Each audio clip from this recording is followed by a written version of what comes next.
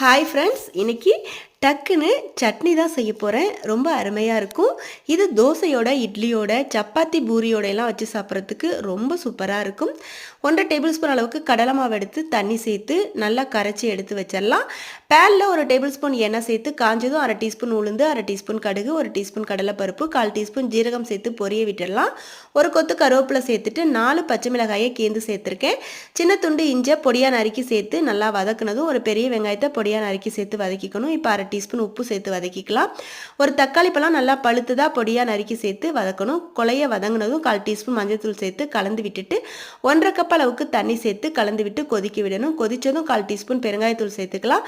கூடவே நம்ம கரைச்சி வச்சிருந்த கடலை மாவை சேர்த்து கலந்து விட்டு 4 நிமிஷம் கொதிச்சதும் 1/4 டீஸ்பூன் கரம் மசாலா சேர்த்து கலந்து விட்டுட்டு கடைசியாக பொடியாக நறுக்குன மல்லித்தலையை தூவி இறக்க வேண்டியதான். ரொம்பவே அருமையான பாம்பே சட்னி ரெடி ஆகிடும். ரொம்ப சூப்பராக இருக்கும். ட்ரை பண்ணி பாருங்கள்.